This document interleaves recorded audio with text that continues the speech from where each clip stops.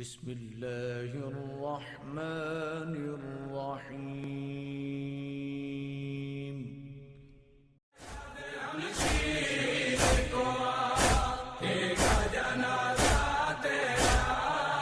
میں ہر بار لگا گا جنازہ تیرا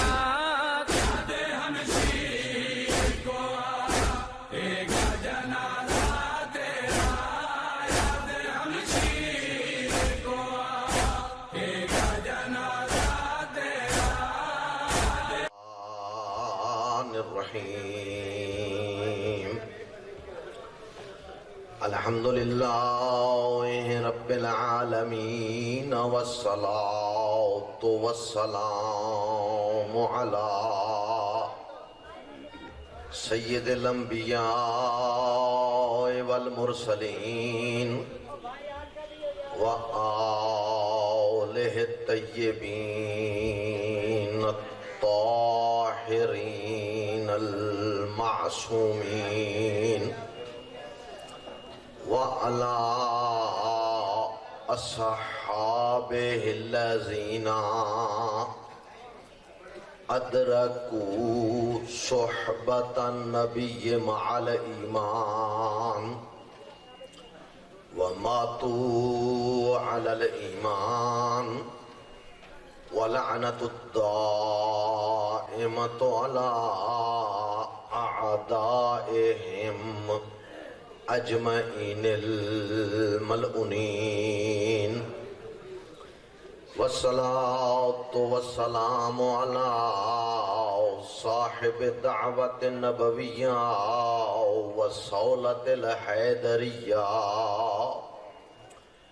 وعصمت الفاطمیہ وحلم الحسنیہ وشجاعت الحسینیہ وعبادت السجادیہ وعلوم الباکریہ والصداقت جعفریہ والفیض القاسمیہ والذریت الرضویہ والجودت التقویہ والنقاوة النقوية والهيبة العسكرية وغيبة الإلهية بأمر الله. صلاة پڑھ لیجئے گا بلند آواز. اما بعد فقد قال الله تبارك وتعالى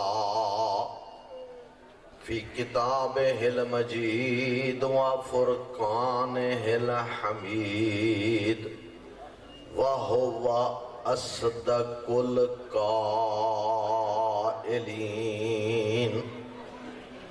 أعوذ بالله من الشيطان الرجيم. بسم اللہ الرحمن الرحیم. اذهب الى فرعون انه طغى. ایک دفعہ مل کے بلند آواز سے محمد و آل محمد کی عظمت پہ درود بھیجیے.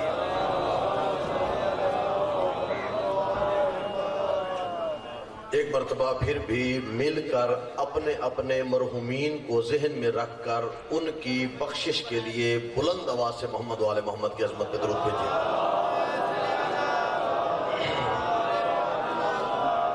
میرے محترم، بنیادی طور پر ہم اہل تشیع حضرات کچھ عقائد، کچھ نظریات، کچھ باتیں ہم میں ایسی ہیں جو ہمارے اہل سنت بھائیوں میں نہیں پائی جاتی. کچھ چیزیں، کچھ کام، کچھ نظریے، کچھ عقیدے ہم ایسے رکھتے ہیں جو ہمارے دوسرے بھائیوں میں نہیں ہیں. ہم چاہتے ہیں کہ ہمارے نوجوانوں کو اہل بیت کے ماننے والوں کو کم از کم وہ نظریات جو ہمارے ہیں اور ہمارے دوسرے مسلمان بھائیوں کے نہیں ہیں، کم از کم ان نظریات کا ہمیں پتہ ہونا چاہیے کہ قرآن میں اس کی دلیل کہاں ہے۔ مثلا ہم شیعہ حضرات عقیدہ رکھتے ہیں جس طرح نبی بنانا اللہ کا کام ہے، بالکل اسی طرح امام بنانا بھی اللہ کا کام ہے۔ قرآن سے پوچھتے ہیں، قرآن تو بتا ہمارا یہ عقیدہ تیری کس صورت میں موجود ہے؟ ہم شیعہ حضرات جب کلمہ پڑھتے ہیں تو کلمے میں 3 گواہیاں دیتے ہیں، توحید کی گواہی دیتے ہیں، رسالت کی گواہی دیتے ہیں، ولایت کی گواہی دیتے ہیں۔ قرآن سے پوچھ لیتے ہیں، قرآن تو بتا ہمارا یہ کلمہ تیری کس صورت میں لکھا ہوا ہے؟ اسی طرح ہم شیعہ حضرات 12 اماموں کو مانتے ہیں، 12واں آقا ہمارا غائب ہے، تو ہم قرآن سے پوچھ لیتے ہیں، قرآن تو ہمیں بتا ہمارا یہ عقیدہ تیری کس صورت میں لکھا ہوا ہے؟ میرے خیال تھکے ہوئے تو نہیں ہیں؟ میرا ٹائم بھی کوئی زیادہ نہیں ہے، زحمت بھی زیادہ نہیں دینی ہے، ایک دو مل کے بلند آواز سے محمد و آل محمد کی عظمت پہ درود بھیجیے گا۔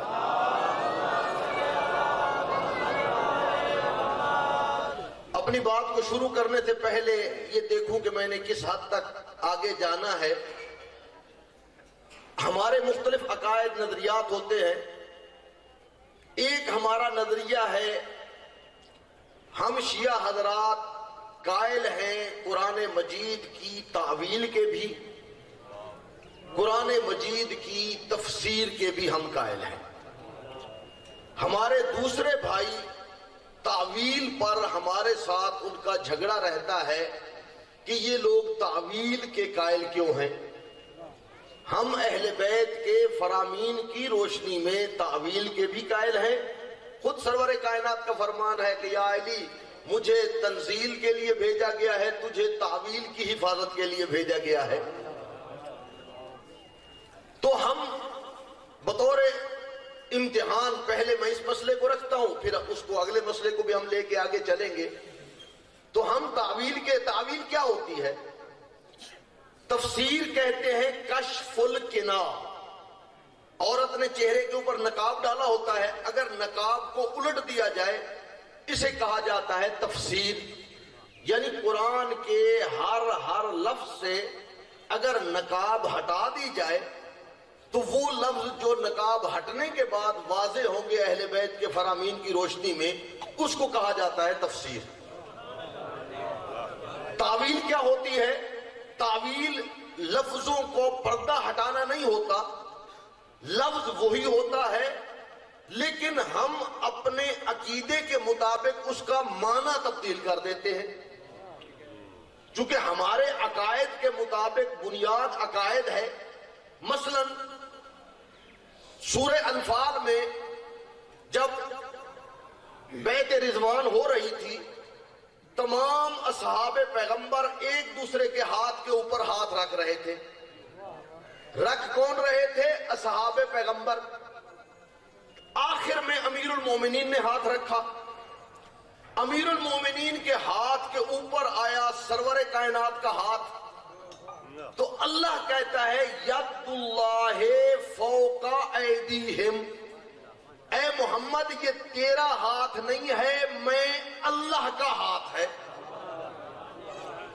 تو ہمارا عقیدہ تو یہ ہے کہ اللہ کا ہاتھ نہیں ہوتا، اللہ کا جسم نہیں ہوتا، اللہ کا جسم و جسمانیت کے ہم شیعہ قائل نہیں ہیں۔ ہم اس نظریے کو نہیں مانتے نعوذ باللہ من ذالک، قیامت والے دن جو ہے وہ جہنم پکار رہی ہوگی حل من مزید حل من مزید، اور اللہ اپنی ٹانگ کاٹ کے پھینکے گا یہ لے لیں۔ یہ وہ لوگ ہیں جن کا نظریہ یہ ہے کہ وہ اللہ کی ٹانگ کو جہنم میں جلا رہے ہیں۔ ہمارا یہ نظریہ نہیں ہے۔ اسے کہتے ہیں تعویل کہ اللہ کا تو ہاتھ نہیں ہے، تو یہاں ہاتھ کا معنی کیا ہے؟ تو ہم تعویل کے بھی قائل ہیں، تفسیر کے بھی قائل ہیں۔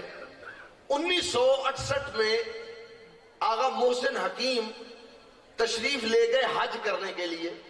ہمارے بہت بڑے مجتہد مرجع جو بزرگان ہیں، یقیناً انہوں نے نام سنا ہوا ہے، دینی ادارے کا جو ہے وہ جلسہ ہے تو اکثر جانتے ہیں۔ آیت اللہ محسن حکیم بہت بڑی شخصیت تھی، 1968 میں حج کرنے گئے۔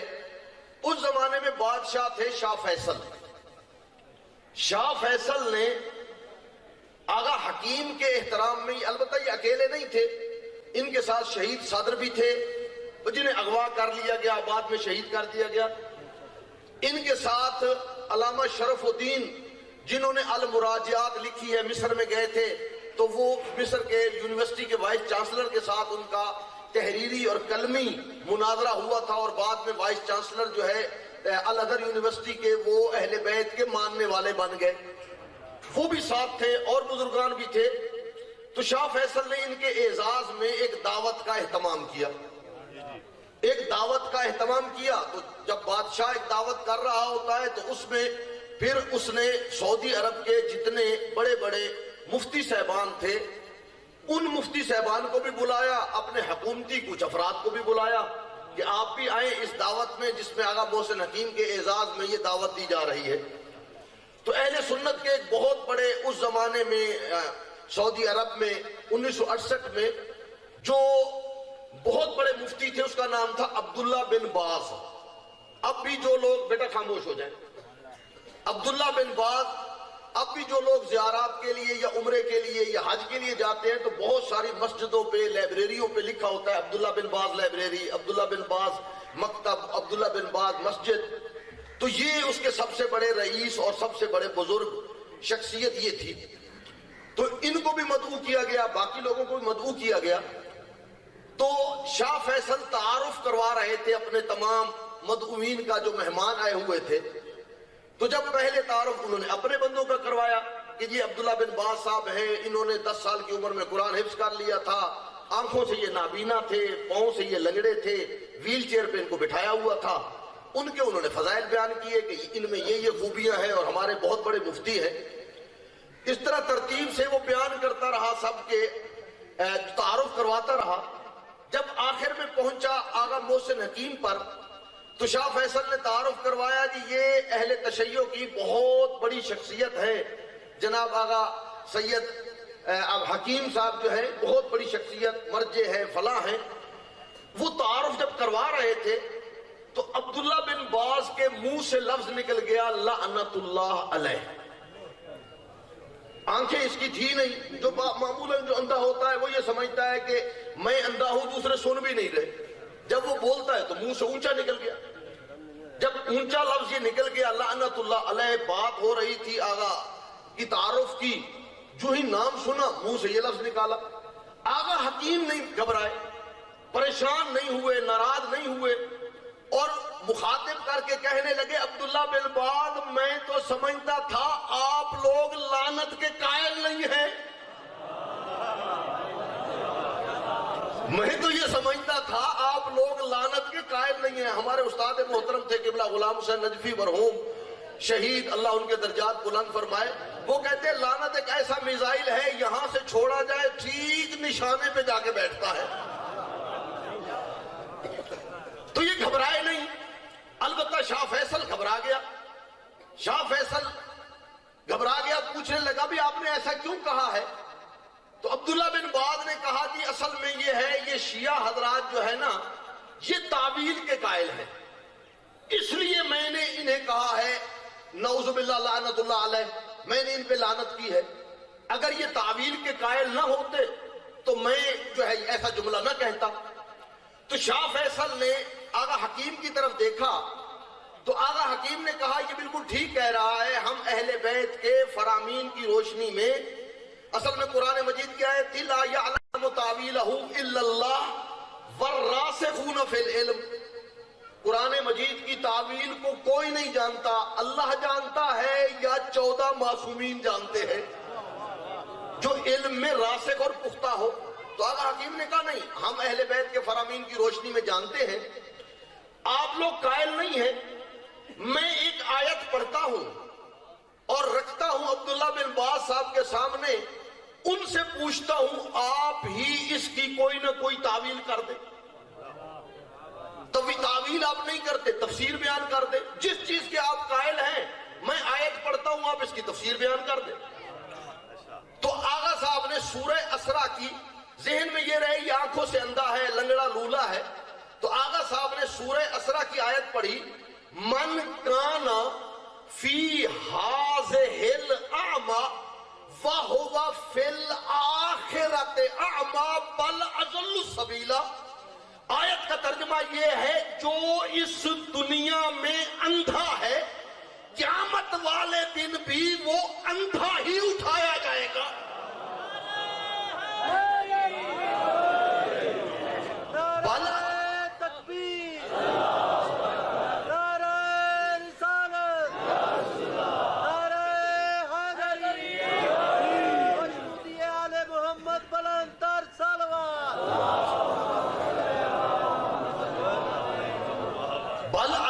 سبیلا، نہ صرف اندھا اٹھے گا بلکہ گمراہوں کا سردار بن کے اٹھے گا۔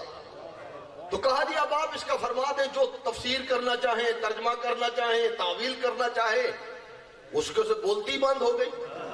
بھئی کیا جواب دے؟ اندھا تو وہ ہے۔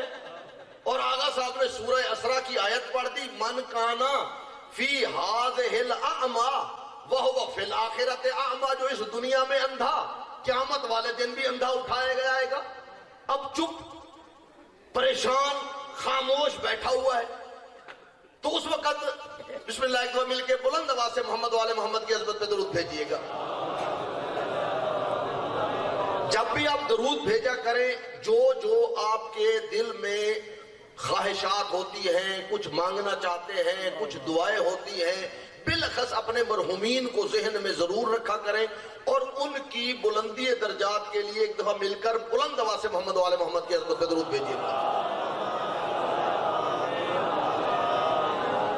تو آغا حکیم نے سے کہنے لگے، شاہ فیصل بھی آپ کیا اس کی تعویل کرتے ہیں؟ وہ تو چپ ہے، گمسم ہے، کوئی جواب ہی منہ سے نہیں نکل رہا، آپ کیا تعویل کرتے ہیں؟ تو آغا حکیم نے مسکرا کے کہا، ہم تعویل نہیں کرتے، ہم اہل بیت کے فرامین کی روشنی میں تعویل کو بتاتے ہیں۔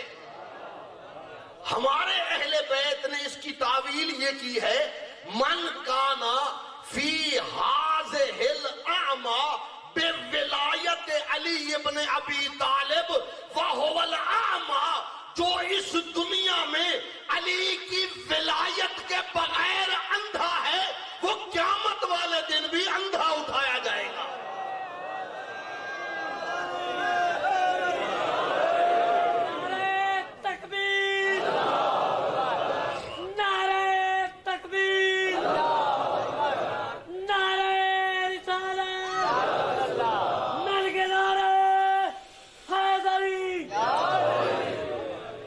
بہرحال موضوع سے میں تھوڑا سا ہٹ رہا ہوں۔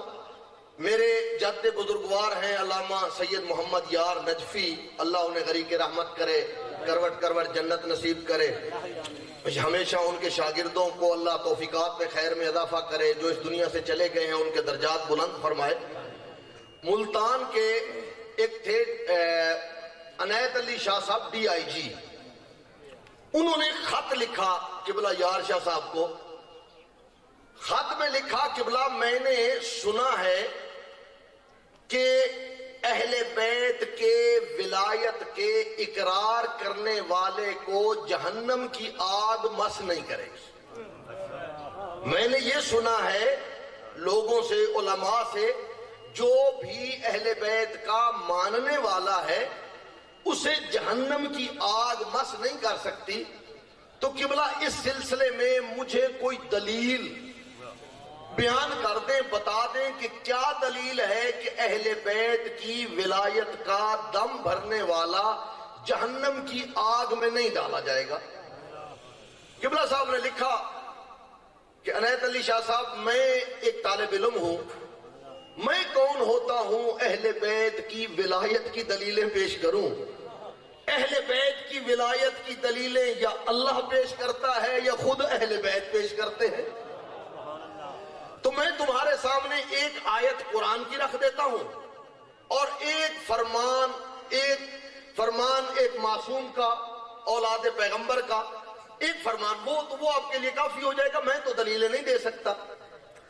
کہا جی جہاں تک تعلق ہے قرآن مجید کا، تو جب نمرود نے حضرت ابراہیم کو منجیک میں ڈال کے آگ کی طرف، جہاں آگ اس نے بھڑکائی ہوئی تھی، پھینکنا ابھی چاہتا تھا، ابھی منجیک کا بٹن نہیں دبایا تھا، فرشتے پریشان ہو گئے۔ قبلہ صاحب لکھتے ہیں فرشتے پریشان ہو کے بارگاہ خداوندی میں حاضر ہوئے، یا اللہ تیرا خلیل ابھی جلنے والا ہے۔ جناب ابراہیم کے ساتھ اللہ کی خصوصی محبت تھی، کسی نبی کے لیے خلیل خدا نہیں کہا گیا، اللہ کا دوست کا جملہ صرف ابراہیم کے لیے ہے۔ جب ملک الموت آئے تھے نا جناب ابراہیم کے پاس، تو ملک الموت نے روح قبض کرنا چاہی جناب اسرائیل نے، تو ابراہیم نے کہا تھا کہ اسرائیل میری روح قبض کر لینا، صرف اتنا کر لو، اللہ سے جا کے پوچھ لو کہ میں تو تمہارا دوست ہوں، کبھی کوئی دوست بھی دوست کی جان لیتا ہے؟ میں جو خلیل ہوں تمہارا، میری جان لے لینا، صرف اللہ سے اتنا پوچھ لو، میں جو تمہارا خلیل ہوں، کبھی کوئی خلیل بھی دوست کی جان لیتا ہے؟ تو جناب اسرائیل پلٹ کے واپس آتے ہیں، کہتے ہیں میں نے اللہ سے کہا ہے، آواز قدرت آتی ہے، میرے ابراہیم سے کہہ دو کبھی کوئی دوست بھی دوست کی ملاقات سے گھبراتا ہے؟ تو یہ اللہ کے خصوصی تو ڈالا جا رہا تھا، فرشتے پریشان، بھئی ابھی بٹن دبے گا اور جناب ابراہیم جل جائیں گے۔ آواز قدرت آتی ہے، میرے فرشتوں، میں اللہ جس نے آگ کو جلنے کی صلاحیت دی ہے، میں ہی اللہ آگ کو حکم دوں گا وہ ٹھنڈی ہو جائے گی، میرے قبضہ قدرت میں ہے، میری مرضی کے مطابق ہے، میں جیسے کہوں ویسے ہوگا۔ کوئی ایٹومیٹک سلسلہ تو چل نہیں رہا، آگ ہوگی تو حتماً تپش ہوگی، نہیں، وہ تو تابع ہے میری مشیت کے، میری مرضی کے۔ اس لیے آیت آ گئی قرآن مجید کی کہ جب پھینکا جا رہا تھا تو آگ کو حکم ہوا کونو بردن یا نارو کونی بردن و سلاما، اے آگ ٹھنڈی ہو جا۔ تو جناب ابراہیم جب آگ میں گئے تو آگ گلزار بن گئی، آگ جب گلزار بن گئی آگ نے اسے کچھ نہیں کہا۔ یہاں ایک لحظے کے لیے اگرچہ میرا چند منٹ شاید ٹائم اوپر چلا جائے، میں نے چونکہ اپنا دوسرا موضوع چھوڑ دیا ہے، اب یہ بات شروع کی ہے تو وہ 35 منٹ میں یہ ساری چیزیں پوری نہیں ہو سکتی۔ ایک دو مل کے درود بھیجیے گا بلند آواز سے محمد و آل محمد کی ذات پر۔ میں نے عرض کیا ہے جب بھی دعا مانگا کریں اپنے مرحومین کو ذہن میں رکھ کے ان کی بخشش کے لیے بلند آواز سے محمد و آل محمد پہ درود بھیجیے گا۔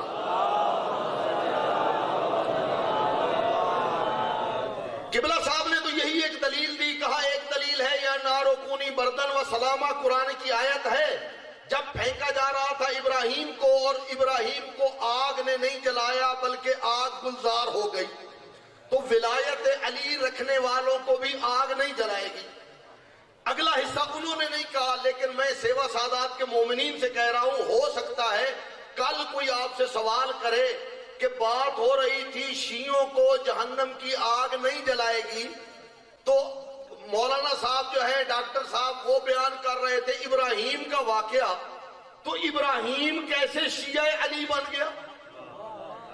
ہو سکتا ہے کل کوئی آپ سے کہے بھی بات تو وہ ہو رہی تھی، ٹھیک ہے وہ اپنے جد کا قول نقل کر رہے تھے، آپ نے پوچھنا تو تھا نا کہ ابراہیم آگ میں جل رہے ہیں اور بات ہو رہی تھی شیعہ کو آگ نہیں جلاتی، جہنم کی آگ شیعہ کو کچھ نہیں کہے گی، جو ولایت علی رکھتا ہوگا جہنم کی آگ اسے نہیں جلائے گی، تو بات تو اس کی ہو رہی تھی۔ تو اس کے لیے ہماری ایک کتاب ہے مجمع البحرین، مجمع البحرین ہماری ایک ڈکشنری ہے، جس طرح آپ لوگوں کے پاس یا ہمارے پاس مختلف الفاظ کی ڈکشنریاں ہوتی ہیں، مجمع البحرین وہ بھی ایک لغت ہے قرآن مجید کے مختلف موضوعات کی۔ مجمع البحرین میں صرف ڈکشنری بیان، لفظ بیان نہیں کیا جاتا، بلکہ لفظ کے ساتھ پورے واقعے کی ایک تشریح کر دی جاتی ہے تاکہ اس لفظ کا معنی بھولنے نہ پائے۔ مجمع البحران والا کہتا ہے، چونکہ ایام ولادت پیغمبر بھی ہے 12 سے 17 ربیع الاول، تو اس حوالے سے بھی تو مجمع البحران والا کہتا ہے کہ جب حضرت معراج پہ تشریف لے گئے چوتھے آسمان پر اور معراج سے واپس گئے تو اپنے اصحاب کے درمیان بیٹھے تھے جس طرح آپ لوگ تشریف فرما ہیں. حضرت نے اونچی آواز میں کہا وَعْلَمُوا اصحابی، اے میرے اصحاب غور سے سننا، اگر کبھی تمہارے سامنے تذکرہ ہو کسی نبی کا بھی، صلو علیہ ثم صلو علیہم، پہلے میں محمد پہ درود بھیجنا اور پھر اس نبی پر جس کا نام لیا گیا ہے. لیکن اگر کبھی تذکرہ ہو جناب ابراہیم کا، صلو علیہ ثم صلو علیہ، پہلے میرے جد ابراہیم پہ درود بھیجنا پھر مجھ پہ درود بھیجنا. اصحاب پوچھنے لگے یا رسول اللہ لماذا، یا رسول اللہ ایسا کیوں ہے کہ جب باقی انبیاء کا تذکرہ ہو پہلے آپ پہ درود بھیجیں پھر دوسرے نبی پر، جب ابراہیم کا تذکرہ ہو پہلے ابراہیم پہ بھیجیں پھر جو ہے آپ پر. تو حضرت نے کہا یہ ایک بڑی لمبی کہانی ہے. چوتھے آسمان پر میں موجود تھا، 9 سے بالی ممبر النور، میرے لیے نور کا ممبر بچھایا گیا. جالس علی راس الممبر، میں ممبر پر کرسی صدارت پہ بیٹھا. وجالس ابی ابراہیم الخلیل تحتی بدرجۃ، میرے ساتھ تھوڑے فاصلے پہ میرے جد جناب ابراہیم تشریف فرما ہوئے.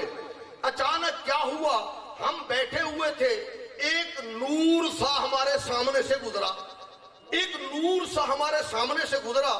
میرے جد جناب ابراہیم کھڑے ہو گئے اور مجھ سے سوال کرنے لگے یا رسول اللہ من ای نبی مرسل او ملک مقرب، یا رسول اللہ یہ کون سا نبی مرسل ہے، یہ کون سا مقرب فرشتہ ہے جو ہمارے سامنے چمکتا ہوا گزرتا جا رہا ہے. تو اس وقت سرور کائنات کہتے ہیں میں نے بتایا، میں نے کہا ابراہیم لا نبی مرسل ولا ملک مقرب، یہ نہ کوئی نبی مرسل ہے نہ کوئی ملک مقرب ہے، وَهُوَ علی ابن ابی طالب.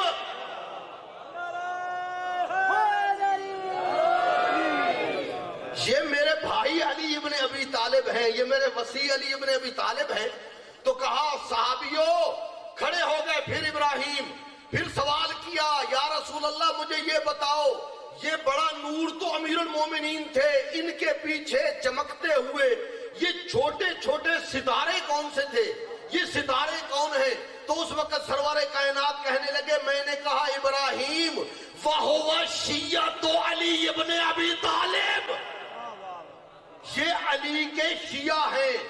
کہا جو ہی ابراہیم نے یہ جملے کھڑے سنے فوراً کھڑے ہو گئے، دعا کے لیے ہاتھ بلند کر دیے اور فرمایا اللہم اجعل من شیعت علی ابن ابی طالب، یا اللہ تو میں ابراہیم کو بھی علی کا شیعہ بنا دے. تو مجمع البحرین والا کہتا ہے اس وقت قرآن کی آیت نازل ہوئی وَإِنَّا مِن شِیَّتِهِ لَإِبْرَاهِيمَ، امیر المؤمنین کے شیعوں میں ایک جناب ابراہیم ہے. تو بہرحال قبلہ صاحب نے لکھا ایک تو قرآن کی آیت، ایک حدیث انہوں نے بیان کی. کہا جناب امام صادق تشریف فرما تھے، اللہم صلی علی محمد و آل محمد، تشریف فرما تھے. ان کا ایک ماننے والا، ان کا ایک مرید، ان کا ایک صحابی، ان کا ایک شیعہ ہارون مکی، وہ تشریف لے آتے ہیں. ہارون مکی قبلہ صاحب لکھتے ہیں آنکھوں سے انہیں دکھائی ٹھیک نہیں دیتا تھا، ہاتھ میں چھڑی رکھتے تھے، بوڑھے تھے، چل نہیں سکتے تھے. پہنچے امام کے پاس، عرض کرنے لگے آقا کیا میں آپ کا شیعہ ہوں؟ پوچھنے لگے کیا میں آپ کا شیعہ ہوں، آپ کا ماننے والا ہوں؟ حضرت نے فرمایا تیرا کیا خیال ہے، تو ہمارا ماننے والا ہے؟ کہنے لگے آقا میرا تو یہی ہے کہ میں یقیناً آپ کا ماننے والا ہوں. حضرت نے فرمایا اگر تو میرا ماننے والا ہے تو پھر وہ تندور جل رہا ہے. میرا اگر تو ماننے والا ہے تو شاید کوئی میرے جیسا آدمی ہوتا تو کہتا یا رسول اللہ، جب نہ رسول اللہ پتہ نہیں میں آپ کا ماننے والا ہوں بھی صحیح کہ نہیں. میں شک میں پڑ جاتا، لیکن وہ تو سچا اہل بیت کا ماننے والا تھا. کہا وہ تندور جل رہا ہے، جاؤ تندور کے اندر چھلانگ لگا دو. جناب ہارون مکی گئے، لکڑی کے ساتھ جو ان کے ہاتھ میں تھی وہ بھی ساتھ لی، تندور میں چھلانگ لگا دی. جب تندور میں چھلانگ لگا دی حضرت نے فرمایا تندور کے اوپر ڈھکنا دے دو.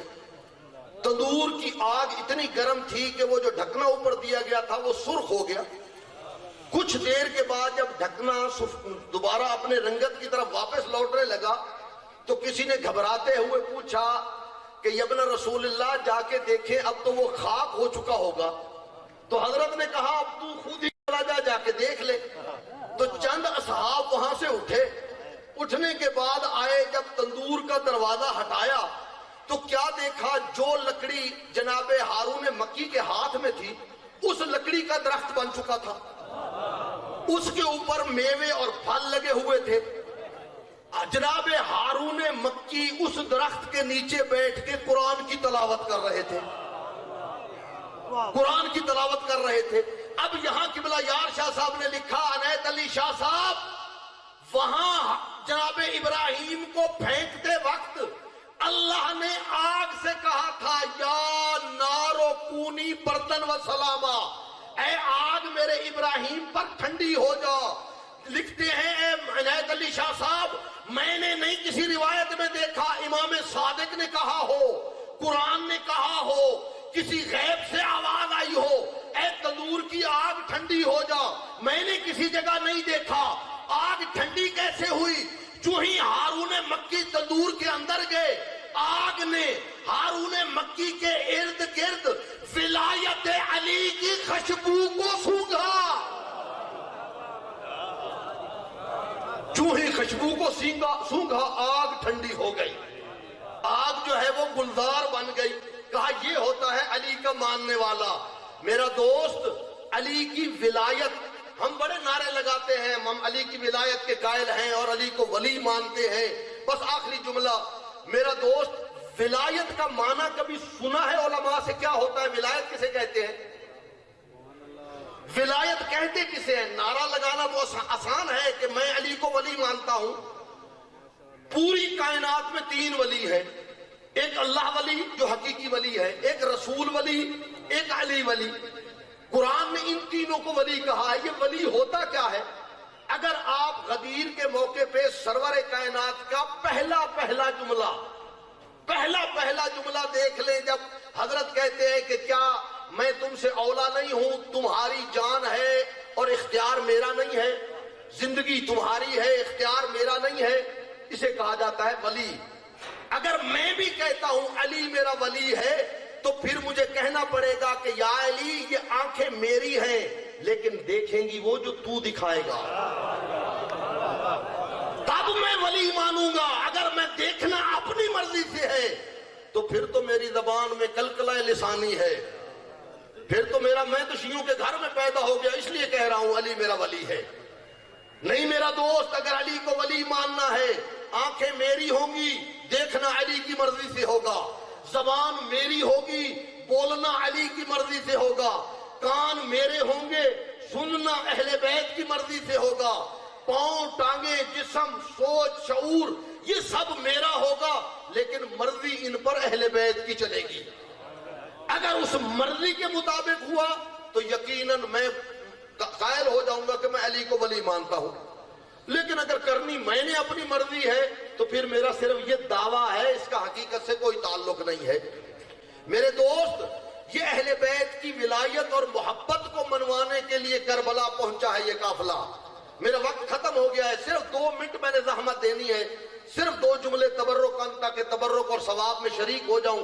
اہل بیت کے مصائب کا تذکرہ کرنا اس کا بھی ثواب ہوتا ہے.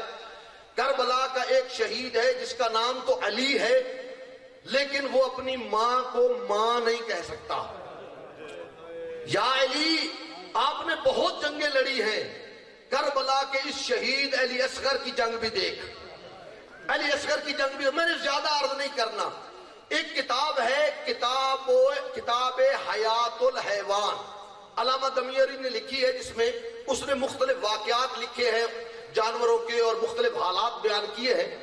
اس میں وہ ایک واقعہ لکھتا ہے, یہ مقتل کی کتاب نہیں ہے, وہ واقعہ لکھتا ہے کہ پرانے زمانے میں جب آری ایجاد نہیں ہوئی تھی اس وقت درختوں کو کیسے کاٹا جاتا تھا.